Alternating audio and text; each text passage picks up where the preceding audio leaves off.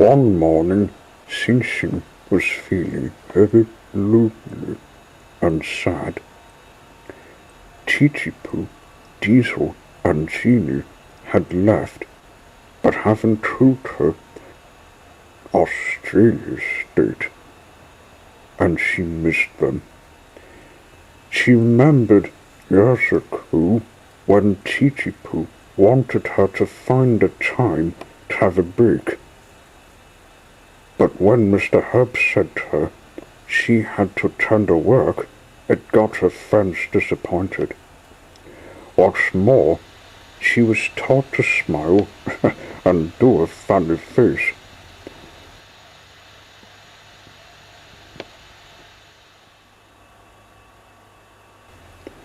Today, she was lonelier than ever.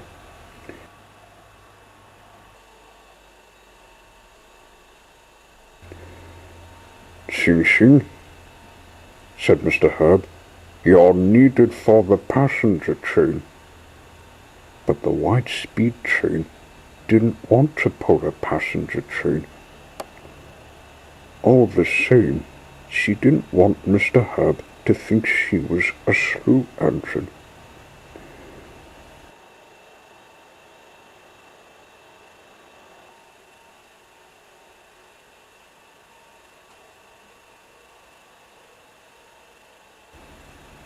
When she came back, she had a word with Mr. Herb. I know you want me to do my job, Mr. Herb, but I keep thinking of Titipo wanted me to have a chance of a change till you called me. It's just not fair, said she. Mr. Herb could see she had little chance of having a break, and a rushing job with no socializing. I think you need a change, said he. Titipo and his friends have gone to Australia away from us, and they have the Fat Controller in charge of them. The what controller? asked Xing Xing. The Fat Controller, also known as Sir Topham Hatt. He let him visit the state we live in, the little tank engine that's a steam train. Thomas the Tank Engine? Xing Xing had a gasp. I think I saw him with Diesel at the harbour, and again with Titipo and Genie visiting the storage shed. Do you think I can visit Australia? You can, but you'll need paper records, said Mr. Herb. Why don't you get a bath? You can't visit it when you have a disease. Xing Xing went to the train wash.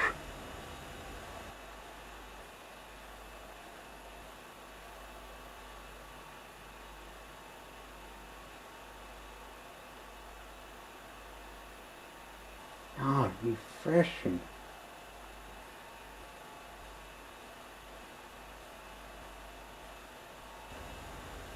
Then she collected her papers to visit Australia. The only way to get to my country was cruising through the buffers. Last night she heard Titipo say to his friends they weren't taking the boot, and cruising to the storage shed was the option to find the secret door.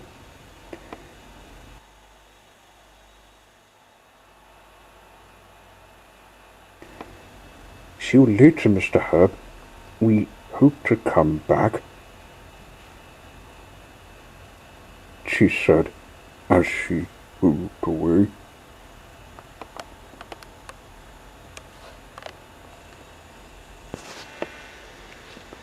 As she ran along to the harbour, Sing Sing thought of her brig, hoping it would last long than the first short one.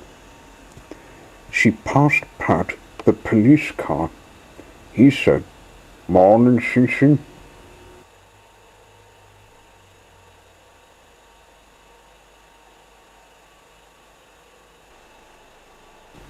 Each time Sing Sing smiled and said, "Good morning."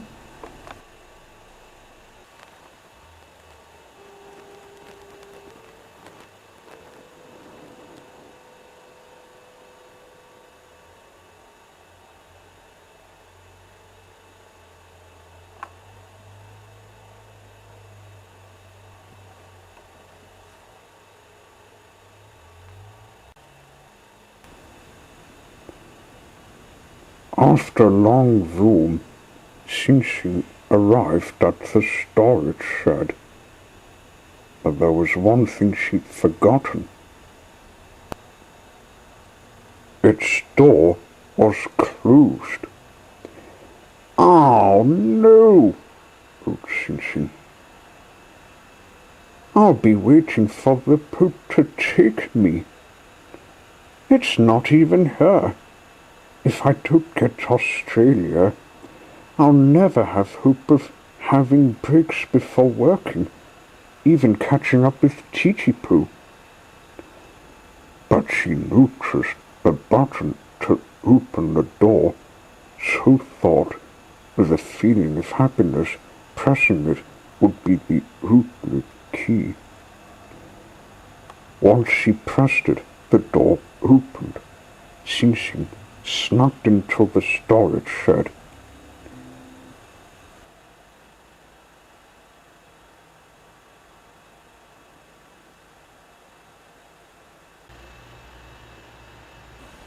She coasted and was to stop when she felt herself being sucked towards the buffers. "Oh!" she exclaimed.